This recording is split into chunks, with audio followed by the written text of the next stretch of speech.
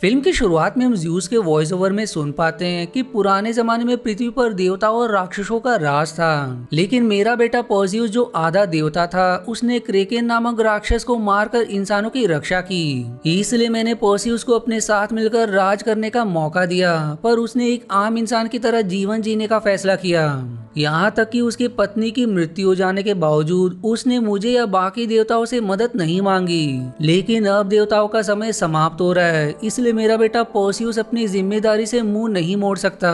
जिसके बाद आगे हम पर्सिउस के बेटे को देखते हैं, जिसे पर्सिउस एक योद्धा नहीं बल्कि मछुआरा बनाना चाहता था। और फिर रात के समय ज़्यूस उससे मिलने आते, जो पर्सिउस को बताते कि इंसानों के देवता की पूजा बंद कर दी, जिस कारण देवताओं की शक्तियां कमजोर हो रही है। और ऐसा होने से हम देवताओं द्वारा बनाई गई चीजें भी नष्ट हो रही है। और अब उनके ऐसा कहते ही वहाँ भूकंप का हल्का झटका लगता है, जो देखकर पर्सिउस कहता है कि टेराटरस की दीवारें कमजोर हो रही है। जिस पर ज़्यूस बताते कि टेराटरस की दीवार के पीछे बहुत से शैतान और राक्षस कैद थे, जिनमें से कुछ तो पृथ्वी पर आ भी चुके हैं। जिससे फिर मेरे पिता क्रोनोस बाहर आकर पूरी दुनिया का अंत कर देंगे।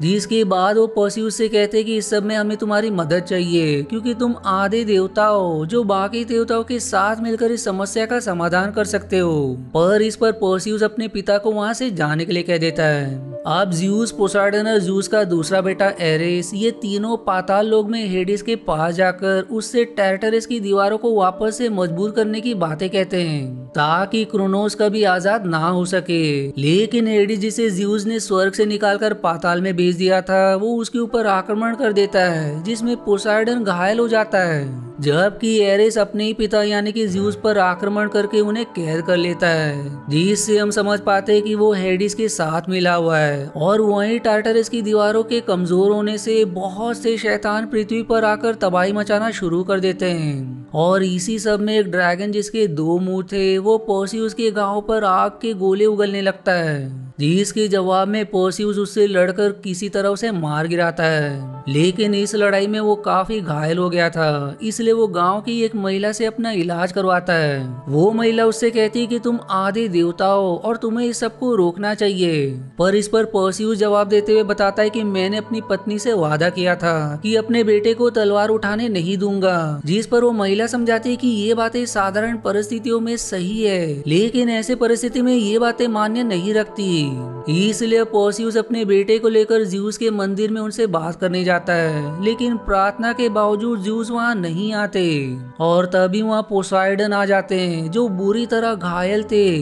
पोसाइडन पर्सिउस से बताते हैं कि तुम्हारे पिता ज़्यूस को हेडिस ने पाताल में कैद कर लिया है, इसलिए अब तुम्हें ही कुछ करना होगा। जिस पर पर्सिउस याद दिलाता है कि मैं तो पूरी तरह देवता भी नहीं हूँ। जिस पर फिर पोसाइडन कहते हैं कि तुम मेरे बेटे एग्नोर से जाकर मिलो, क्योंकि वो भी आधा देवता है जो रानी एंड्रोमेडा के पास कैद है। तुम उसकी मदद से हेफाइस्टस के पास जाओ। दरअसल हेफाइस्टस ने टार्टरस का पूरा नक्शा बनाया था। जिसके बाद वो पर्सिउस को अपना त्रिशूल देते हुए कहते हैं कि यदि एग्नोर इस अस्त्र के काबिल हो तो उसे ये दे देना। और इसी के साथ उनकी मृत्यु हो जाती है।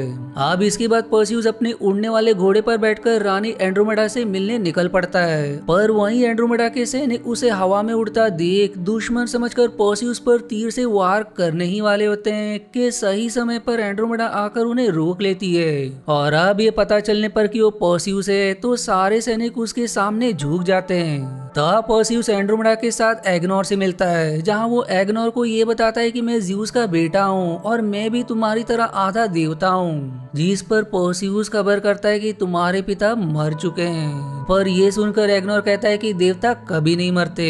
लेकिन पर्सिउस उसे याद दिलाता है कि अब देवता भी मरते हैं। जिस बात फिर एग्नोर कहता है कि यदि रानी एंड्रोमेडा मेरे शहर के वजन जितना सोना देने का वादा करे तो ही मैं तुम्हारी मदद कर सकता हूँ। जिस पर फिर एंड्रोमेडा उसे सोना देने का वचन देती है। जिसके बाद ये तीनों और उसके कुछ सैनिक एक नाव से उस टापू पर जाने के लिए निकल पड़ते हैं, जहाँ हेफाइस्टस रहा करता है। इधर एंड्रोमेडा पर्सिउस से सवाल करती है कि हेफाइस्टस कौन है, जिस पर पर्सिउस बताता है कि ये भी एक देवता है और इन्होंने ही ज़्यूस, पोसाइडन और हेडिस का अस्त्र बनाए हैं। और यदि इन तीनों अस्त्र को जोड़ दिया जाए तो ऐसा महाविनाशक अस्त्र बन जाएगा जिससे क्रोनोस को मारा जा सकता है। वहीं एग्नर, जिसे पर्सिउस ने उसके पिता का त्रिशूल दे दिया था, वो उस त्रिशूल की मदद से उन सभी को हेफेस्टस के टापू पर ले आता है। लेकिन इस टापू पर बहुत सारे जाल बिछे होते हैं जिसमें से एक एग्नर फंस जाता है, जिसके बाद उस ट्रैप को कोई अपनी ओर खींचने लगता है जिससे एग्नर उससे दूर हो जाता है। जो देखकर पर्सिउस उसके पीछे भाग ही रहा होता है कि तभी एक विशालकाय साइक्लोप्स उसके सामने आ जाता है। इसलिए अब एंड्रोमेडा के साथ ही उस पर तीरों से वार करते हैं पर उसे कुछ भी नहीं होता। लेकिन इस सब में पर्सिउस उसे धाराशायी करके उस पर चढ़ जाता है। पर उसके बाद वहाँ कुछ और साइक्लोप्स भी पहुंच जाते हैं जिन्हें देखते ही पर्सिउस पोसाइडन का त्रिशूल निकाल लेता है। और अब उसके हाथों में पोसाइडन का त्रिशूल देखकर सारे साइक्लोप्स उसके सामने झुक जाते हैं, जिसके बाद वो एग्नोर सहित उन सभी को हेफेस्टस के पास ले जाते हैं, जहाँ हेफेस्टस को ये पता चलने पर कि पोसाइडन अब मर चुका है और ज़्यूस हेडिस के कैद में, तो वो अब रिवील करते कि अब दुनिया का अंत करीब आ चुका है। जिस पर फिर पर्सिउस कहता है कि आपने इतने शक्तिशाली हथियार बनाए हैं और अब आप ही हमारी मदद कर सकते हो। जिस पर फिर हेफेस्टस कहते हैं कि मैंने एक बार हेडिस की मदद की थी, जिस कारण तुम्हारे पिता ज़्यूस ने मेरी शक्तियां छीन ली, जिससे मैं एक मामूली इंसान बन चुका हूँ। जिस बात पर फिर एंड्रोमेडा कहती है कि आप इंसान होकर भी हमारी मदद कर सकते हो। और फिर वहीं हेफेस्टस को एंड्रोमेडा की आंखें उसकी पत्नी जैसी लगने लगती है, इसलिए वो उसकी मदद के लिए तैयार हो जाते हैं। वो अब बताते कि यदि हेडिस ने ज़्यूस को पाताल में कैद किया है तो जरूर उसने ज़्यूस को टार्टरस के बीचों बीच कैद किया होगा, जहां क्रोनोस ज़्यूस की शक्तियां चूस रहा होगा। जिसके बाद वो बताते कि टार्टरस में जाने के लिए मैंने एक गुप्त रास्ता भी बनाया है जिसके जरिए हम ज़्यूस तक पहुंच सकते हैं। वहीं दूसरी तरफ हम ज़्यूस को देखते हैं जो सच में टार्टरस के बीचों बीच होता है, और वहीं इस तरफ ये सभी टार्टरस की दीवारों तक पहुंच चुके थे। और तभी अचानक से वहाँ एरिस आकर उन पर टूट पड़ता है, जो एंड्रोमेडा के साथियों को मार गिराता है। साथ ही साथ वो पर्सिउस पर भी भारी पड़ रहा था। लेकिन इतने में हेफेस्टियस उस गुप्त दरवाजे को खोल देता है जिसमें से होकर ये सभी ज़्यूस तक पहुंच सकते थे। और फिर इस दरवाजे से होकर एग्नर, पर्सिउस और एंड्रोमेडा अंदर चले जाते हैं, जबकि हेफेस्टियस को अंत में एरिस शिकार बना देता है। अब वहीं अंदर पहुंचकर ये तीनों एक नक्शे की मदद से आगे बढ़ रहे होते हैं, और वहीं क्योंकि टार्टरस की दीवारें थोड़ी थोड़ी देर में जगह बदल रही होती है, इसलिए वो सभी फूक फूक कर कदम बढ़ाते हुए आगे बढ़ते हैं, क्योंकि उनका एक गलत कदम उन सभी की जान ले सकता है। दूसरी तरफ ज़्यूस हेडिस से सवाल करते हैं कि मैंने तुम्हें पाताल लोक में भेज दिया, तो क्या तुम मुझे इसके लिए माफ कर सकते हो। जिसके जवाब में ज़्यूस कहते हैं कि तुमने मुझे इस तरह आग की जंजीरों में बांध रखा है, लेकिन मैं तुम्हें इसके लिए माफ कर रहा हूँ। जो सुनकर हेडिस भी ज़्यूस के प्रति नर्म पड़ जाता है। पर वहीं एरिस उन दोनों को इस तरह बातें करता देख हेडिस पर टूट पड़ता है, जिसके बाद वो ज़्यूस के अस्त्र से हेडिस को मारने ही वाला होता है कि ज़्यूस उस अस्त्र को अपनी शक्तियों से रोक देते हैं, जिस कारण वो हेडिस की जान नहीं ले पाता। और तब तक हेडिस भी उठकर एरिस से लड़ने लगता है, जिससे अब वो दोनों ही नीचे बहरे ज्वालामुखी की ओर गिरने लगते हैं। पर तभी वहाँ पर्सिउस पहुंचकर ज़्यूस को आजाद करवाता है। लेकिन तब तक क्रोनोस ने ज़्यूस की काफी शक्तियां खींच ली थी, जिस कारण उनके बाल सफेद पड़ चुके थे।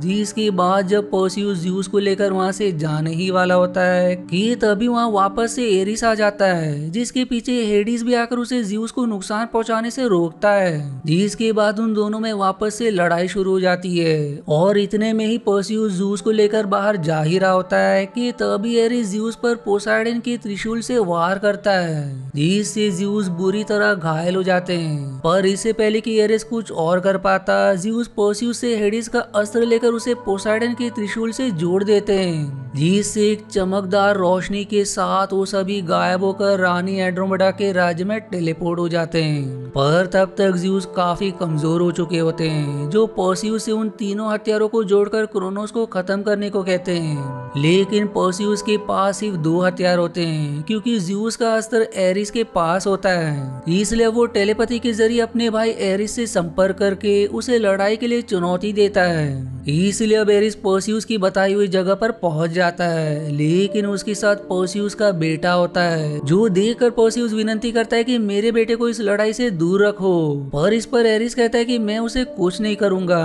बल्कि मैं उसके सामने तुम्हें जान से मारूंगा। जिसके बाद ही उन दोनों में महा लड़ाई शुरू हो जाती है। और अब इन दोनों के बीच महायुद्ध शुरू हो जाती है, जबकि उस तरफ क्रोनोस टार्टारस की दीवारों से आजाद हो चुका होता है, जिसके साथ ही बहुत सारे राक्षस भी पृथ्वी की सतह पर आकर आतंक मचाना शुरू कर देते हैं। और अब रानी एंड्रोमेडा और उनकी सेना इन राक्षसों का सामना कर रही होती है। और फिर हम ज़्यूस को देखते हैं जो अधमरी हालत में थे, और तभी उनके पास हेडिस आकर उन्हें कान में ये कहता है कि मैंने तुम्हें माफ कर दिया है। और फिर ऐसा कहकर वो उनके हाथ को पकड़ता है, जिससे ज़्यूस की शक्तियां वापस लौटने लगती है और साथ ही साथ उनके बाल भी काले हो जाते हैं, जिसके बाद वो दोनों बाहर आकर उन राक्षसों और शैतानों से लड़ने लगते हैं। जबकि पर्सियस और एरिस की लड़ाई में अंत में पर्सियस एरिस को जान से मार देता है, और फिर वो उन तीनों अस्त्र को मिलाकर महाशक्तिशाली अस्त्र बनाने में कामयाब हो जाता है। इसलिए अब वो अपने उड़ने वाले घोड़े पर बैठकर क्रोनोस की तरफ उड़ चलता है, जहाँ काफी संघर्ष के बाद वो क्रोनोस के मुंह के अंदर कूदकर उस महाशक्तिशाली अस्त्र को क्रोनोस के शरीर के अंदर फेंक देता है, जिसके कारण अंत में क्रोनोस की मौत हो जाती है। और फिर उसके शरीर के अंदर से पर्सियस बिल्कुल सही सलामत बाहर निकलता है। और अब बाहर आने पर उसे हेडिस मिलता है, जो पर्सियस से कहते हैं कि तुम्हारे पिता तुम्हारा इंतजार कर रहे हैं और अब उनके पास बहुत कम समय बचा है। दरअसल ज़्यूस की सारी शक्ति क्रोनोस ने खींच ली थी और वो थोड़ी बहुत शक्तियां हेडिस ने दी थी, और उसका असर भी अब खत्म होने वाला था, यानी कि ज़्यूस कभी भी मर सकते थे।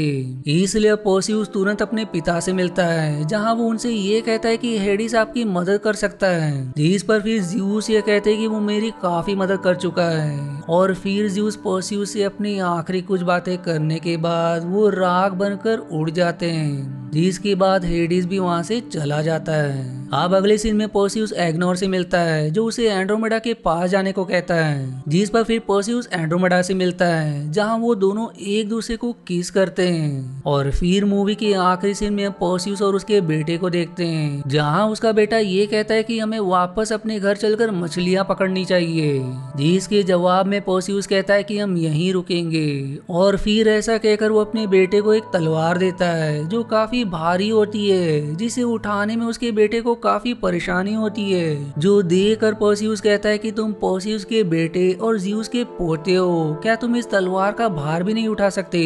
जिसके जवाब में मजाक में उसका बेटा हाँ कहता है। और फिर इसी हैप्पी एंडिंग के साथ ये मूवी यहीं समाप्त हो जाती है। आशा है आपको मेरी एक्सप्लेनेशन पसंद आई। यदि हाँ तो प्लीज वीडियो को लाइक करना और चैनल को सब्सक्राइब करके सपोर्ट करना ना भूलें। मिलते हैं अगले एक्सप्लेनेशन वीडियो में, तब तक के लिए धन्यवाद दोस्तों।